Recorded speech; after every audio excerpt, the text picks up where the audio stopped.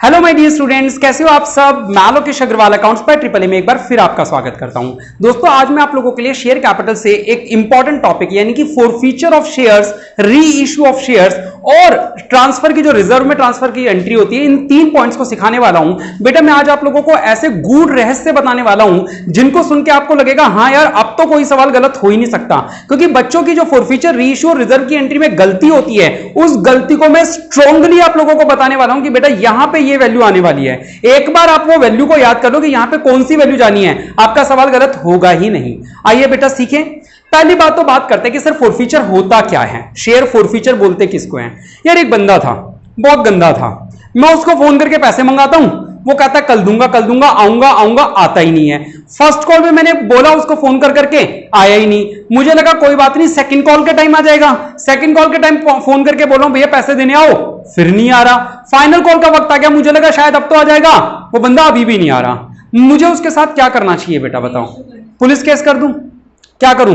गुंडे भेज दूं? घर से उठवा दूं? क्या करना चाहिए उसके साथ हमें? कैसे जब्त करूं? उसके हाथ में पड़े शेयर तो, और वो बंदा मिल ही नहीं रहा है, फॉरेन टूर पे चले गया, कहीं पे बाहर चले गया, इधर उधर अंडरग्राउंड हो गया वो। अब क्या करूं? शेयर के कागज उसके पास पड़े हुए हैं।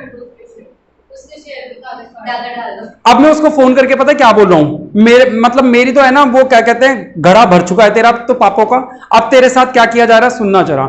मैं अब फोन करके उसको क्या बोल रहा हूं, मैंने कहा तूने एक बार, तेरे को इतना समय दिया, इतने तरीके अपना लिए, तू नहीं आया ना बेटा, अब एक काम कर, वो कागज जो तेरे घर पे रखा है ना, या तो उसका झुंझुना बना के बच्चे को दे दे, या हवाई जहाज उड़ा के बना के खुद उड़ा ले, उड़ जा उसमें।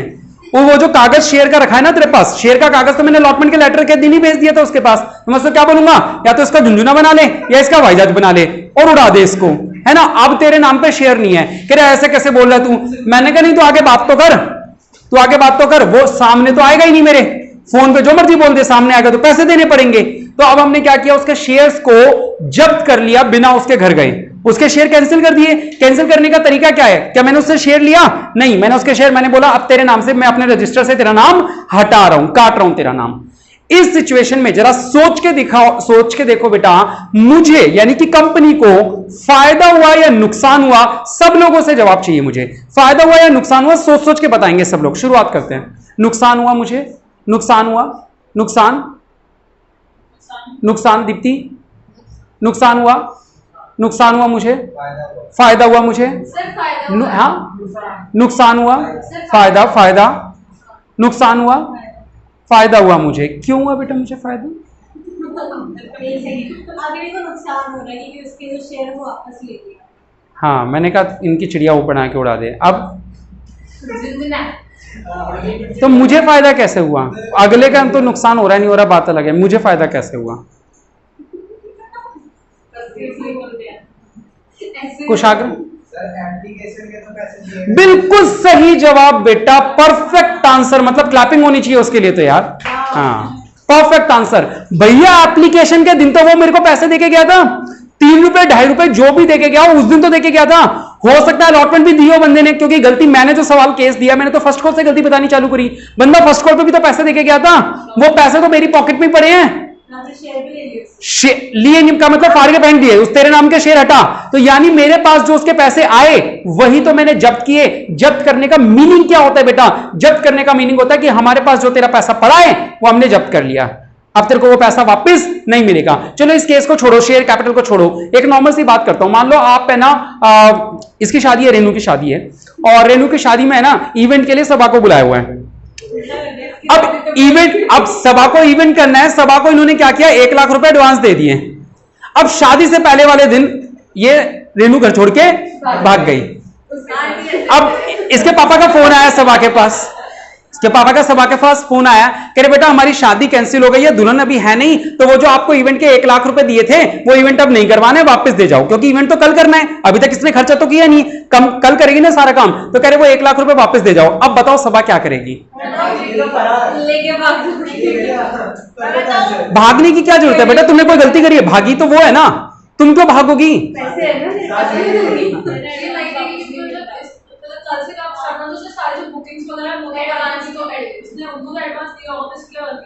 और कोई कह रही मेरे 70,000 खर्च हो गए तो 30 तो वापस ले लो, ऐसा कर देगी? ये अपने पापा की साइड से सोच रही है। और कोई?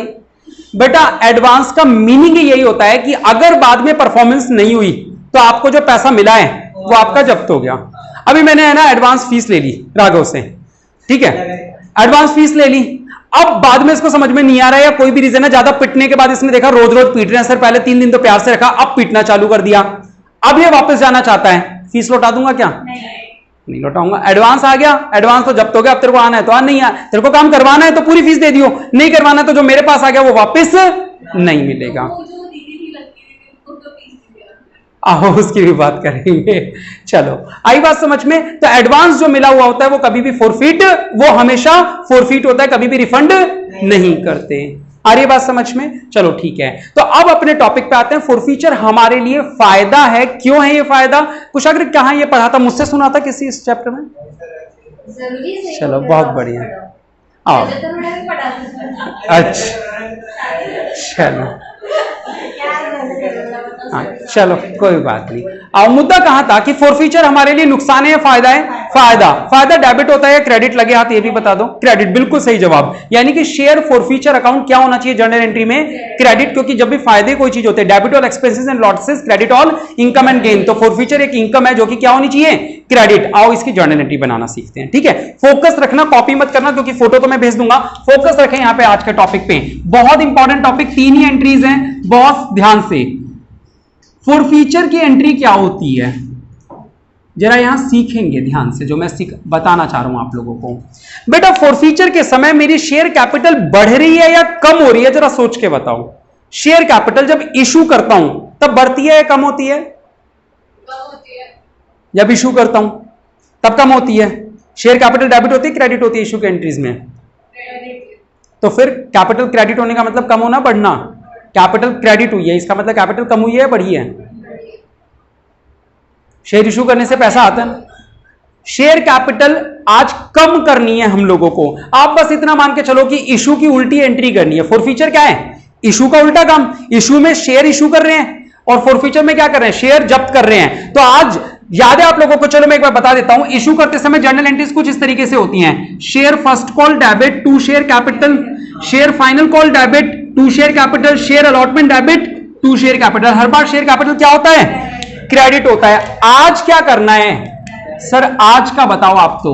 सर शेयर कैपिटल अकाउंट, कौन सा अकाउंट बेटा? शेयर कैपिटल अकाउंट क्या होगा? चलो ठीक है, मैंने आपसे पहले भी कहा था, याद रखना कि प्रीमियम जो होता है वो शेयर कैपिटल की पूछ होता है, हाँ या ना? जब यहां शेयर कैपिटल क्रेडिट होता था तो सिक्योरिटी प्रीमियम भी। आज अगर शेयर कैपिटल डेबिट हुआ है तो सिक्योरिटी प्रीमियम भी। समझ रहे हो ये पूछ वाली बात उस दिन मैंने क्यों बोली थी आप लोगों से? बच्चे बहुत कंफ्यूज रहते हैं इस बात को लेके। एसपीआर डेबिट होगा, हाँ या ना? ये allotment, first call, final call, ये सारी चीजें क्या हो रही थी? डेबिट। आज क्या होंगी? क्रेडिट। अब मेरी एक बात सुनेंगे, यहां पे इसको लिखने के 2 तरीके होते हैं। जो चीज नहीं मिली, ध्यान से सुनना मैं क्या बोल रहा हूं। यहां क्रेडिट में उसी का नाम लिखना है जो चीज हमें नहीं मिली। यानी कि अगर उस बंदे ने मुझे केवल फाइनल कॉल नहीं दी तो मैं क्या लिखूंगा? To share. और अगर उसने फर्स्ट कॉल और फाइनल कॉल नहीं दी तो to share first call, to share final call. Credit में केवल उन्हीं चीजों का नाम आता है जो हमें नहीं मिली। ये बात क्लियर हो गई सभी को? चलो तो मैं यहां पे लिख देता हूं ऑप्शन में, यहां टू शेयर अलॉटमेंट भी आ सकता है, टू शेयर फर्स्ट कॉल भी आ सकता है, टू शेयर फाइनल कॉल भी आ सकता है, हाँ या ना? तीनों भी आ सकते हैं। तीनों आएंगे तो कैसे आएंगे? To share allotment, to share first call, to share final call. अगला बंदा जो भी चीज नहीं देगा वो चीज हम क्रेडिट कर देंगे, हाँ या ना? अब एक तो ऑप्शन ये है, दूसरा ऑप्शन मेरे वाला, और जो आपको फॉलो करना है क्या? मैं कहता हूं ये 3 नाम लिखने ही नहीं है। मैं क्या कह रहा हूं? ये 3 नाम लिखने ही नहीं है, इनकी बजाय एक वर्ड यूज करना है, क्या? Calls in arrear. यानी मैं नहीं कहता कि ये लिखो, मैं सिंपल से एक बात कहता हूं, भाई अगले बंदे के शेयर फोरफिट क्यों कर रहे हो? क्योंकि उसने पैसे नहीं दिए। जब कोई बंदा पैसे नहीं देता तो उसे हम किस नाम से यूज करते हैं? Calls in arrear. तो हम लोग हमेशा कौन सा वर्ड यूज करेंगे?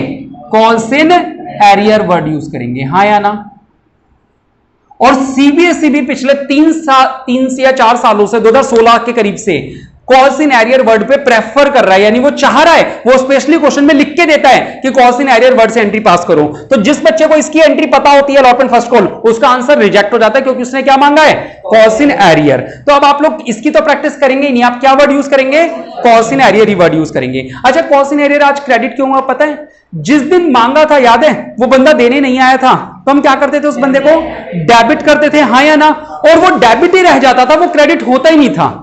कॉल्स इन एडवांस तो रिवर्स होता था, पहले क्रेडिट बाद में डेबिट, वो रिवर्स होकर खत्म हो जाता था। लेकिन कॉल्स इन एरियर डेबिट होने के बाद वो क्रेडिट कभी मिला ही नहीं हमें, कभी मिला ना कॉल्स इन एरियर नहीं, इसीलिए क्योंकि वो अकाउंट भी क्लोज होना चाहिए, इसलिए आज वो क्या होता है, क्रेडिट होता है। आ रही है बात समझ में? फॉरफीचर की एंट्री में कॉल्स इन एरियर को क्या करना है, क्रेडिट करना है। शेयर कैपिटल को क्या करना है, डेबिट, कॉल्स इन एरियर को क्रेडिट। आ रही है बात समझ? और लास्ट वैल्यू इसके अंदर जो लास्ट आइटम है वो क्या है, टू शेयर फॉरफीचर। क्या आएगा, क्योंकि ये हमारी इनकम है तो शेयर फॉरफीचर क्या होना चाहिए, क्रेडिट होना चाहिए। चलो बताओ जर्नल एंट्री याद हुई या नहीं हुई, फिर वैल्यूज की बात करूंगा मैं आराम से। जर्नल एंट्री याद करते हैं सर, सिंपल सी बातें, उल्टी एंट्री होनी चाहिए, यानी शेयर कैपिटल डेबिट, एसपीआर अगर सवाल में है तो SPR debit, to calls in arrear, मैं कॉल्स इन एरियर ही बोलूंगा, वो याद भी मत करो आप लोग, वो कॉन्सेप्ट था केवल, टू कॉल्स इन एरियर और to share forfeiture. Sir debit में कितने आइटम, दो आइटम, कौन कौन से, शेयर कैपिटल और सिक्योरिटी प्रीमियम रिजर्व अगर सवाल में है तो। क्रेडिट में कौन सा आइटम सर, दो आइटम, एक तो उस बंदे ने पैसे नहीं दिए, कॉल्स इन एरियर, दूसरा दे दिए, शेयर फॉरफीचर। शेयर फॉरफीचर का मतलब ये कौन सा पैसा है जो हमें मिला होगा, जब क्या करूंगा, जो उस बंदे से मिला होगा, यानी एप्लीकेशन अलॉटमेंट के टाइम जो बंदे ने दिया होगा वही तो पैसा जब्त हुआ होगा। यानी अगर मैं कहूं यहां दो वैल्यूज है, कौन कौन सी, ये वो वैल्यू है जो मुझे नहीं मिली और ये वो वैल्यू है जो मुझे जब्त क्या करूंगा। फॉरफीचर का मीनिंग क्या होता है, जब्त करना, और जब्त कौन सा पैसा हुआ होगा, जो हमें मिला होगा। और कॉल्स इन एरियर का तो नाम ही पता चलता है कि ये कौन सी वैल्यू है जो हमें नहीं मिली, हाँ या ना। चलिए अमाउंट के कॉलम को समझिएगा, कॉल्स इन एरियर में वैल्यू वो आएगी जो हमें नहीं मिली, यानी कि नॉट रिसीव्ड। कौन सी वैल्यू आएगी, नॉट रिसीव्ड आएगी, डन। और शेयर फॉरफीचर में कौन सी वैल्यू आएगी, ऑफ कोर्स सर फॉरफीट तो तभी करोगे ना जब कुछ पैसा मिला होगा, यानी यहां कौन सी वैल्यू आएगी। ये दो बातें समझ में आ रही है नहीं आ रही, वैल्यू इंपॉर्टेंट है बेटा, एंट्री से एंट्री तो याद हो गई आपको। वैल्यू कैसे डालेंगे, सुन लो दोबारा से, कॉल्स इन एरियर यानी वो पैसा जो नहीं मिला, और शेयर फॉरफीचर यानी वो पैसा जो मिल गया। ये तो फार्मूला है रिसीव्ड का, लेकिन मैं कह रहा हूं कि शेयर फॉरफीचर में हमेशा आप एक ट्रिक लगाना, बैलेंसिंग फिगर डाल देना। बैलेंसिंग फिगर का मतलब यहां दो वैल्यूज हैं, ये वाली वैल्यू माइनस करोगे तो जो बचेगा वो यहां डाल देना। मान लो यहां 10,000 2,000 है, 12 यहां 8,000 है, तो यहां कितना आ जाएगा 4,000। आ रही है बात समझ में?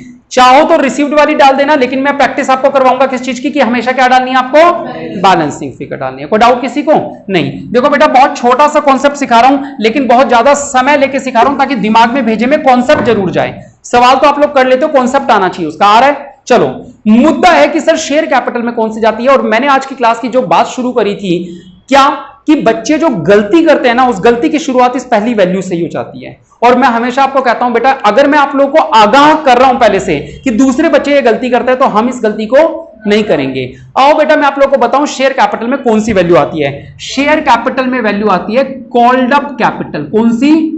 Called up. सर ये कॉल्ड अप क्या होती है, कॉल्ड अप का मीनिंग क्या होता है? आओ मैं साइड में लिखवा देता हूं। कहां लिखवाऊं, यहीं लिखवा दूं क्या? यहां लिखवा देता हूं साइड में। कॉल्ड अप का मीनिंग आप लोग भी बाद में इसे कॉपी जरूर करेंगे जब मैं लिखूं ये इसको, है ना। जिस दिन शेयर फॉरफीट कर रहे हैं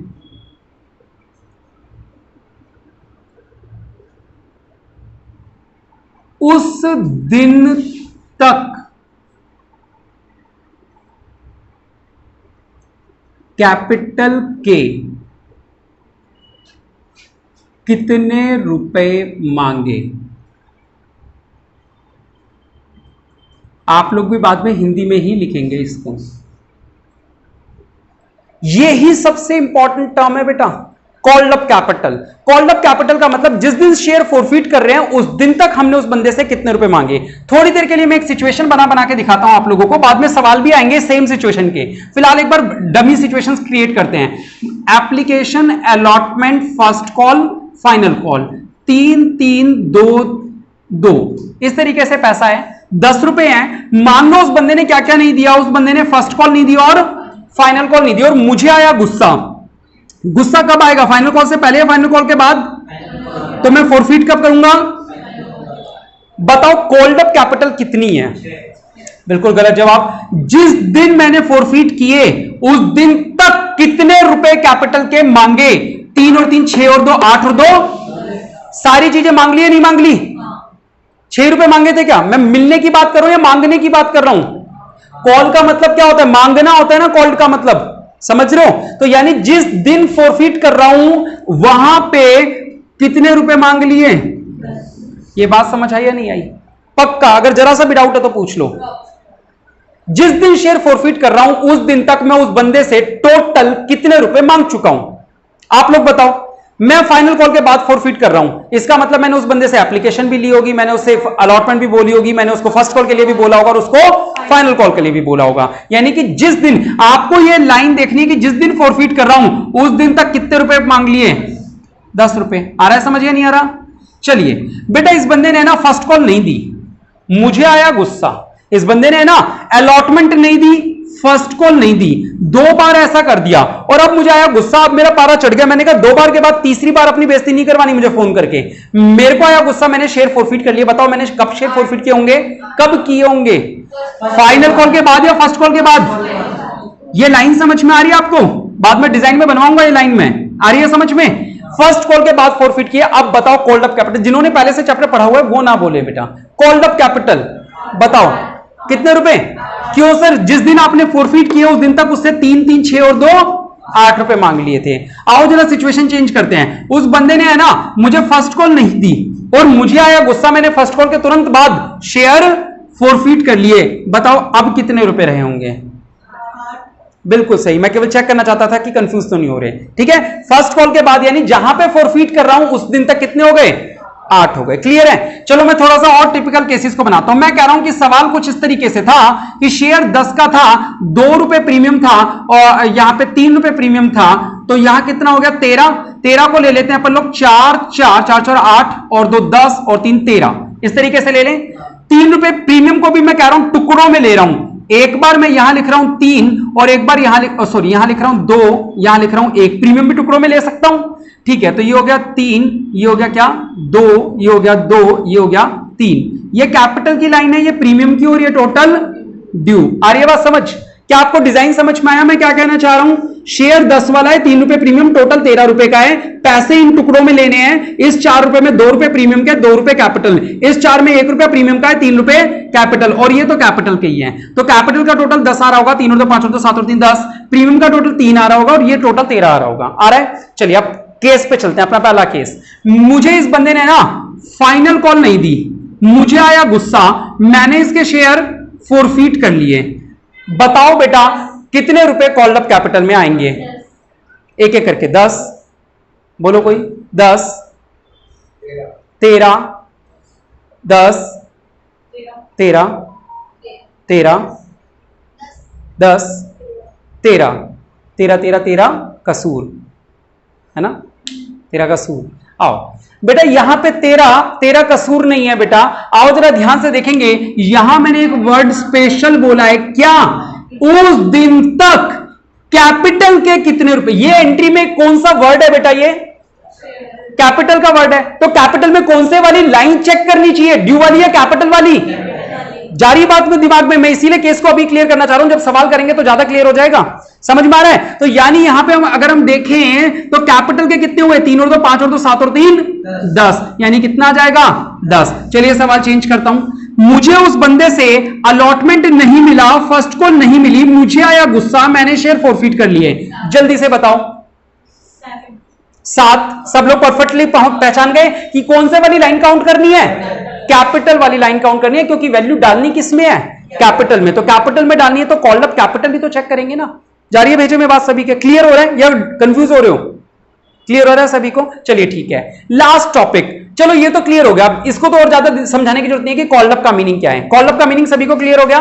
दूसरी बात बेटा, सिक्योरिटी प्रीमियम, सबसे मतलब अगली महत्वपूर्ण बात जो है वो क्या है? यहां पे वैल्यू तभी आएगी if called but not received. If called but not received. ये सिक्योरिटी प्रीमियम डेबिट होगा भी या नहीं, ये कैसे पता चलेगा? आओ जरा सुन लो आराम से। पहली बात, पहले ये डिसाइड करना है एसपीआर लिखने से पहले कि ये डेबिट होगा भी या नहीं। सवाल सर सिक्योरिटी प्रीमियम का तो डेबिट होना चाहिए। नहीं नहीं नहीं नहीं, ये कोई जरूरी नहीं है कि सवाल अगर सिक्योरिटी प्रीमियम का तो सिक्योरिटी प्रीमियम डेबिट होगा। बाकी तीनों चीजें जरूरी है कि ये होगा ये होगा ये होगा, लेकिन सिक्योरिटी प्रीमियम डेबिट होगा या नहीं, ये सवाल का जवाब कैसे डिसाइड होता है वो सुन लो बेटा। ये डिसाइड इस बात से होता है, दो बातें प्रूव करनी है। पहली बात, आपने उस बंदे से मांगा हो जिसके शेयर फॉरफिट कर रहे हैं, आपने प्रीमियम उस बंदे से मांगा हो और उस बंदे ने नहीं दिया हो तो ही डेबिट करना। कब डेबिट करना है? इफ कॉल्ड, यानी हमने मांगा बट नॉट रिसीव्ड, उससे नहीं मिला तो ही डेबिट करेंगे, अदरवाइज डेबिट नहीं करेंगे। इस लाइन को दोबारा बोलूं, डेबिट कब करेंगे? सर हमने मांगा हो, उससे नहीं मिला हो तो ही डेबिट करेंगे। सर और कोई सिचुएशन हो सकती है क्या? हां हो सकती है ना। हमने मांगा और उसने दे दिया तो डेबिट होगा या नहीं? हमने उससे मांगा ही नहीं, आ रहा है समझ में? हमने मांगा और उसने नहीं दिया तो ही डेबिट होगा, और वैल्यू कौन सी आएगी? जितना नहीं दिया वो आएगी। क्लियर है? अब तो नहीं आएगा ही नहीं, डेबिट ही नहीं होगा ना। ये कह रही है क्या? कह रही है सर हमने मांगा और उसने दे दिया। अगर हमने मांगा उसने दे दिया तो डेबिट होगा ही नहीं। डेबिट कब करना है? हमने मांगा लेकिन उसने नहीं दिया। देख रहे हो बेटा, बहुत इंपॉर्टेंट बातें बता रहा हूं। क्लियर है? मैंने आपसे कहा ना बहुत इंपॉर्टेंट बात बता रहा हूं, गलत नहीं होने दूंगा। अगर आप मेरी सारी बातें ध्यान से सुन लोगे क्लास की तो गलत कोई सवाल नहीं होगा। अगर बात को ध्यान से, गलती यही होती है बच्चों को, क्या होता है, वह एंट्री याद होती है, ये नहीं पता होता कि कॉन्सेप्ट क्या है इसके पीछे का। बहुत मेजर कॉन्सेप्ट है बेटा ये। क्लियर है? आ रही है बात समझ में? चलिए ठीक है, कुछ ऑप्शंस देखें। चलो बेटा, अब मैं केवल इस पॉइंट की बात कर रहा हूं, इस पॉइंट की। ठीक है, सिक्योरिटी प्रीमियम। अब मुझे कैपिटल से कोई लेना देना नहीं है, कैपिटल में तो कॉल्ड अप वैल्यू आपको समझ में आ गई है। बेटा इस बंदे से है ना, फर्स्ट कॉल नहीं मिली, फाइनल कॉल नहीं मिली, मुझे आया गुस्सा, मैंने शेयर फॉरफिट कर दिए। बताओ सिक्योरिटी प्रीमियम में कितने रुपए से डेबिट होगा? सिक्योरिटी प्रीमियम डेबिट होगा ही नहीं। कितने रुपए से होगा मैं तो ये पूछ रहा हूं, कितने रुपए से सिक्योरिटी प्रीमियम डेबिट होगा? सर डेबिट होगा ही नहीं। वेरी गुड बेटा। क्यों नहीं होगा डेबिट? क्योंकि सर प्रीमियम एप्लीकेशन और अलॉटमेंट के टाइम था। यहां उस बंदे ने पैसे जब हमने मांगा और उसने दे दिए तो सर यहां आएगा ही क्यों? आएगा ही नहीं। सवाल चेंज करें। चलो ठीक है बेटा, मैंने है ना अलॉटमेंट मांगी, नहीं मिली। मैंने फर्स्ट कॉल मांगी, नहीं मिली। मुझे आया गुस्सा, मैंने उसके शेयर फॉरफिट कर दिए। ठीक है, अच्छा एक काम और करते हैं, ये प्रीमियम यहां से हटा के यहां 4 कर दो, यहां 1 + 1। सिचुएशन वही की वही है अभी भी। ठीक है, तो मैं क्या कह रहा हूं, मैंने मांगी अलॉटमेंट, मैंने मांगी फर्स्ट कॉल और मुझे नहीं मिला दोनों चीजें। मुझे आया गुस्सा, मैंने उसके शेयर फॉरफिट कर दिया। अब बताओ, पहले तो ये डिसाइड करो डेबिट होगा या नहीं होगा। क्यों हुआ? मैंने तो मांगा दोनों चीजें, उसने नहीं दिया, इसलिए डेबिट होगा। ये तो कंफर्म हो गया कि डेबिट होगा। कितने रुपए डेबिट होंगे? क्यों? 2 ये नहीं मिले, 1 ये नहीं मिला, या 6 रुपए डेबिट होंगे? प्रीमियम की बात चल रही है यानी प्रीमियम की लाइन को देखोगे, कैपिटल की बात चल रही है यानी कि कैपिटल की लाइन को देखोगे। कॉन्सेप्ट जा रहा है दिमाग में? Very good. लास्ट केस देखते देखते कौन पकड़ पाता है। बेटा उस बंदे से फर्स्ट कॉल नहीं मिली, मुझे आया गुस्सा, मैंने उसके शेयर फॉरफिट कर लिए। अब बताओ सिक्योरिटी प्रीमियम डेबिट होगा भी या नहीं? पहले तो ये डिसाइड करते हैं। कोई नई वाला नहीं है क्या यहाँ पे? देखो हमने मांगे और हमें मिल गए बेटा, हमने मांगे और हमें नहीं मिला, यानी डेबिट तो होगा। चलो करेक्ट है सब लोग, श्योर? कोई 3 रुपए वाला नहीं है यहाँ पे सही जवाब देने वाला? देख लो 3 रुपए मिल जाएंगे, कोई सही जवाब दे देगा तो। हमने मांगा, ये मिल गया, कोई फर्क नहीं पड़ता। ये मांगा लेकिन नहीं मिला तो 1 रुपया डेबिट होगा। ये बात पकड़ गए या नहीं पकड़े? चलिए ठीक है बेटा, बस सारे केसेस बन गए जितने भी बन सकते थे। यानी कि आप लोग ये समझ जाओ कि फॉरफिचर की एंट्री आज के बाद गलती नहीं होगी अगर ये वाली बातें याद रही जो हमने डिस्कस करी हैं। हमने लगभग 24 मिनट तक केवल फॉरफिचर डिस्कस किया है। अरे बस समझ, जरा सा टॉपिक टीचर बेटा ये लाइन लिख के समझा देता है, केवल ये लिख लो, याद कर लेना बेटा, वैल्यूज डाल देना इसकी। आपको समझ में आई या नहीं आई? आई बात समझ में? चलिए वेरी गुड बेटा। चलिए अगला टॉपिक है हमारा री इशू। अब इतना लंबा नहीं है, टेंशन मत लो, अब छोटी छोटी सी बातें हैं केवल, मतलब 5 मिनट में खत्म हो जाएगा। री इशू, बेटा शेयर जब्त करके मुझे करना क्या है? अल्टीमेटली तो मेरे को पैसे चाहिए थे ना, मैंने उस बंदे के शेयर जब्त क्यों किए? क्योंकि अगले बंदे ने मुझे पैसे नहीं दिए और मुझे बिजनेस चलाने के लिए पैसा चाहिए। तो अब मैं क्या करूंगा, मैं उस बंदे के शेयर्स को बाजार में कोई नया बंदा ढूंढूंगा और उसे री इशू कर दूंगा। ठीक है, अब नया बंदा जब ढूंढूंगा तो क्या उसको भी टुकड़ों में पैसे में शेयर इशू करूंगा? जब पहली बार इशू किया था तो टुकड़ों में पैसा ले रहा था, एप्लीकेशन अलॉटमेंट वगैरह। अब अगर अभी भी टुकड़ों में करूंगा तो पता नहीं कब तक पैसे आएंगे और पता नहीं फिर वो ना दे। तो नया बंदा ढूंढूंगा, चाहे वो मुझसे सस्ते में शेयर ले ले, चाहे वो मुझसे सस्ते में शेयर ले ले, लेकिन पैसे एक ही बारी में चाहिए मुझे। 10 का शेयर 7 में ले ले, 8 में ले ले, 6 में ले ले, लेकिन पैसे एक ही बारी में, टुकड़ों में नहीं लेंगे। अच्छा, आज पैसा आ रहा है या जा रहा है? मुझे केवल हर्ष बताएगा बैंक डेबिट होगा या क्रेडिट होगा। क्रेडिट? बिल्कुल बेटा, गलत जवाब। आओ, पैसा आता है तो बैंक बैलेंस बढ़ता है और बैंक बढ़ता है तो डेबिट होता है। ठीक है, क्लियर है? चलो, अच्छा आज मैं कई दिनों से सोचता हूं रोज मैं आप लोगों को 2 वीडियो भेजने की, हमेशा भूल जाता हूं। ठीक है, मैं आज आप लोगों को पक्का भेजूंगा, वो देखना, बेसिक कॉन्सेप्ट्स की वीडियो है, जब भी टाइम मिले देखना जरूर। वो 11th क्लास से रिलेटेड है, बुक नहीं यूज करनी 11th की कुछ भी, डेबिट और क्रेडिट के कॉन्सेप्ट्स हैं उस वीडियो में, तो आप लोग जरूर देखें। जिनके डेबिट और क्रेडिट के कॉन्सेप्ट वीक लगते हो ना कि यार हमारा अगर मुझे ये चीज आ जाए, डेबिट और क्रेडिट की बात पता चल जाए तो मैं सारी चीजें सही कर दूं, तो वो मैं आपको डेबिट और क्रेडिट की वो वीडियो भेज दूंगा, तो आपको क्या सारी चीजें सरल लगने लगेंगी, इन चीजों के पीछे के लॉजिक समझ में आने लग जाएंगे कि क्यों डेबिट और क्रेडिट हो रही है। ठीक है, चलो फिलहाल बात करते हैं, पैसा आया तो क्या होगा? Bank debit. अब जो मैं कह रहा हूं उस बात को याद रखना, बैंक डेबिट करने के बाद एक लाइन खाली छोड़नी है। क्या करना है? एक लाइन खाली छोड़नी है। मैं यहां पे 2 छोड़ रहा हूं, आप एक खाली छोड़ेंगे। 2, शेयर इशू कर रहा हूं तो फिर से शेयर कैपिटल क्या हो जाएगा? क्रेडिट, क्योंकि शेयर कैपिटल बढ़नी है तो शेयर कैपिटल क्या हो जाएगा? क्रेडिट, क्योंकि कैपिटल बढ़ती है तो क्रेडिट होती है। आ रहा है समझ? तो आज शेयर इशू करने की एंट्री क्या हुई? सर शेयर बेचे मैंने, तो एंट्री क्या होनी चाहिए? Bank account debit to share capital. बस बीच में क्या करना है? एक लाइन खाली छोड़नी है। ठीक है, अब यहां और यहां की वैल्यू में डिफरेंस हो सकता है, यहां 10,000 यहां 6,000 हो सकता है। तो डेबिट में अगर बैलेंसिंग फिगर आ जाए, वैल्यू कहां है? डेबिट में, तो आप शेयर फॉरफीचर अकाउंट लिख देना। बाई चांस एक लाइन खाली पड़ी है, बाई चांस क्रेडिट में बैलेंसिंग फिगर आ जाए, यहां 12 लिखा है यहां 10 लिखा है, तो 2,000 कहां पर कम पड़ रहे हैं? क्रेडिट में, तो यहां 2 सिक्योरिटी प्रीमियम रिजर्व लिख देना। अच्छा, डिफरेंस 2 तरफ आ सकता है, एक ही तरफ आ सकता है? एक ही तरफ, तो इसीलिए एक लाइन छोड़ी है। वो एक लाइन काम आएगी तो शेयर फॉरफीचर में भी आ जाएगी, काम आएगी तो एसपीआर में भी आएगी, हो सकता है काम ना आए तो खाली पड़ी रह जाएगी, कोई फर्क तो नहीं पड़ना है। तो री इशू की एंट्री बस इतनी सी है। क्या बेटा? सर शेयर इशू करने हैं ना, पैसा ले लो, bank account debit to share capital. ठीक है, बीच में एक लाइन खाली। डेबिट में कम पड़े तो शेयर फॉरफीचर, क्रेडिट में कम पड़े तो सिक्योरिटी प्रीमियम रिजर्व, क्योंकि एसपीआर जो होता है ये कैपिटल की पूंछ होता है, यानी इस तरफ एसपीआर है उस तरफ शेयर फॉरफीचर है। इसका लॉजिक और समझाऊं? लॉजिक समझो, फिर मैं वैल्यूज की बात भी करूंगा। बेटा री इशू करते समय मैंने 10 वाला शेयर, एक बंदा मिला जो 8 रुपए में लेने को तैयार है। शेयर तो कितने का है? 10 रुपए का। यहां लिखा शेयर तो मैंने 10 का दिया, लेकिन पैसे कितने आए? 8। 2 रुपए का क्या हुआ? मुझे फायदा या नुकसान? नुकसान हुआ। सर शेयर फॉरफीचर तो फायदे का नाम था ना? जी हां, आज मैं पता है क्या करूंगा, मैंने जिस बंदे के शेयर फॉरफीट किए थे, फॉरफीट करने से मुझे उसके पैसे पॉकेट में बचे हुए थे। जब्त करने का मतलब कि तेरे जो पैसे मेरे पास आए हुए हैं वो मैंने तेरे पैसे फॉरफीट कर लिए। इस बंदे के मेरे पास कितने रुपए आए हुए थे? अगर ध्यान से देखो तो 6 रुपए आए हुए थे, हाँ या ना? 6 रुपए का फायदा हो चुका था। तो क्या मैं कोई दूसरा बंदा ऐसा नहीं ढूंढ सकता जिसको केवल 2 रुपए के नुकसान पे बेच दूं? 4 रुपए तो तब भी पॉकेट में पड़े रहेंगे।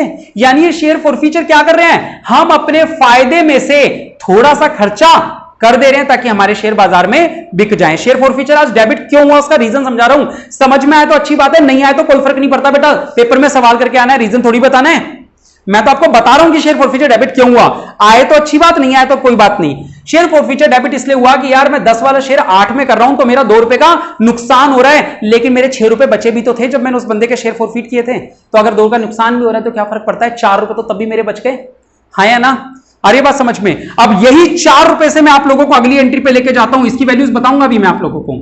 4 रुपए से अगली एंट्री पे लेके जाता हूं। अगली वाली एंट्री को मैं तो वैसे बोलता हूं फ्री की एंट्री, वैसे इसको बोलते हैं ट्रांसफर की एंट्री। क्या बोलते हैं? ट्रांसफर की एंट्री।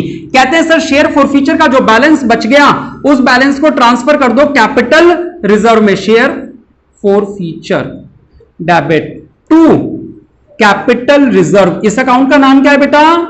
Capital reserve.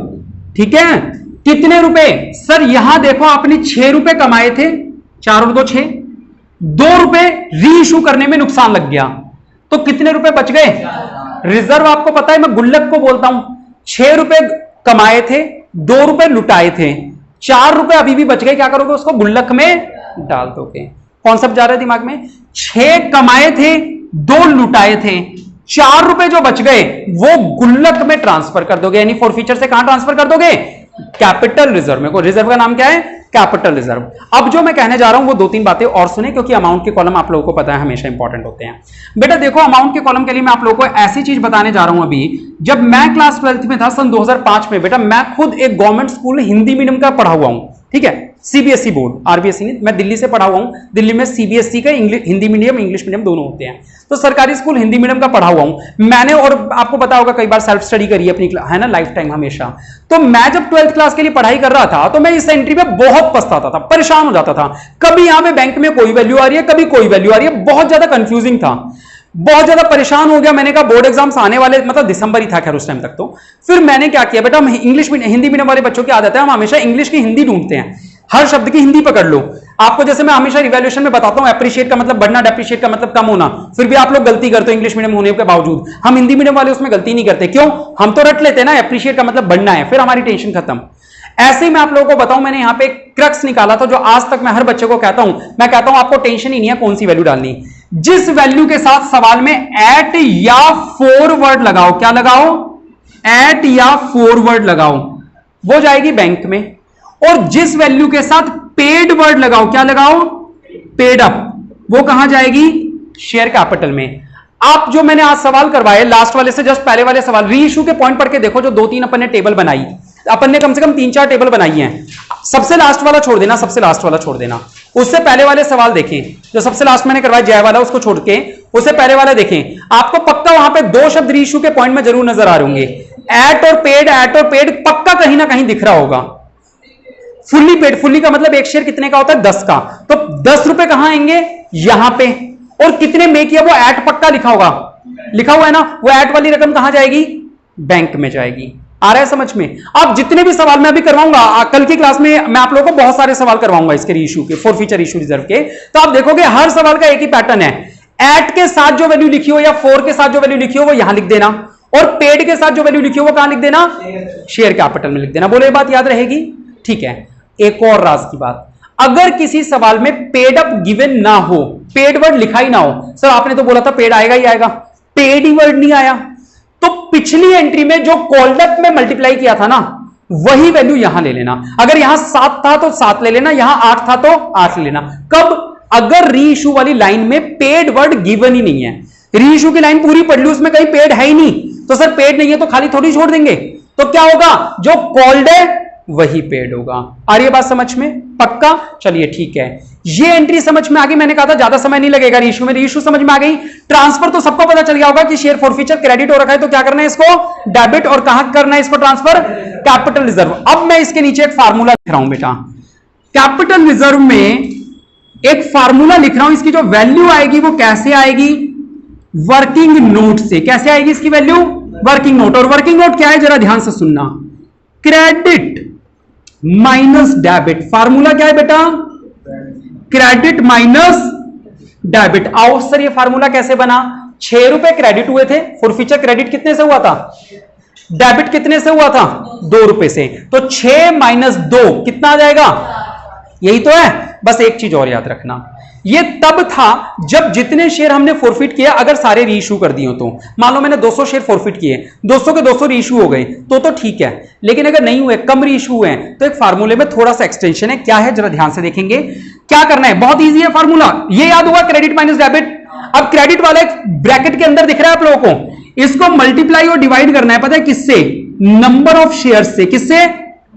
ऊपर भी नंबर है नीचे भी नंबर है। कौन सा? सर नीचे नंबर है जितने फॉरफिट किए थे, ऊपर नंबर है जितने, मान लो मैंने 400 फॉरफिट किए थे लेकिन रीइशू 200 ही किए, तो डिवाइड कितने से करेंगे? 400 से। और मल्टीप्लाई कितने से करेंगे?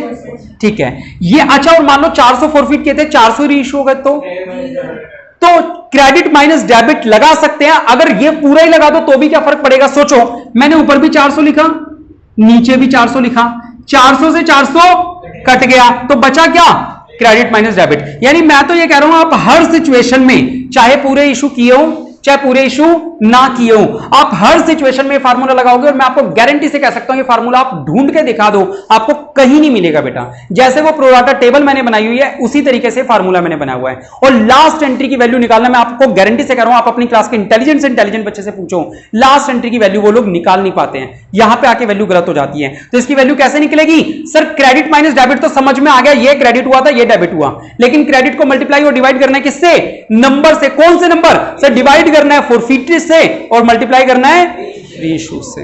डन। तो ये आप लोगों की वैल्यूज हैं बेटा, मैंने आपसे कहा रेड मार्कर मतलब इंपॉर्टेंट बात है, ठीक है। तो आप लोग भी जब इसको नोट करेंगे तो ध्यान से करना, ये वाली बात बहुत इंपॉर्टेंट मार्क कर लेना, ठीक है। तो यहां पे हमारा टॉपिक कंप्लीट हो गया। कुछ सवाल अब अगर आप कॉपी कर लेते हो तो आज ही देख लेते हैं, वरना अगली क्लास में देख लेंगे। आज के लिए इतना ही। कैसी रही क्लास, लाइक और कमेंट करके जरूर बताएं। बहुत बहुत शुक्रिया। जय हिंद, जय भारत।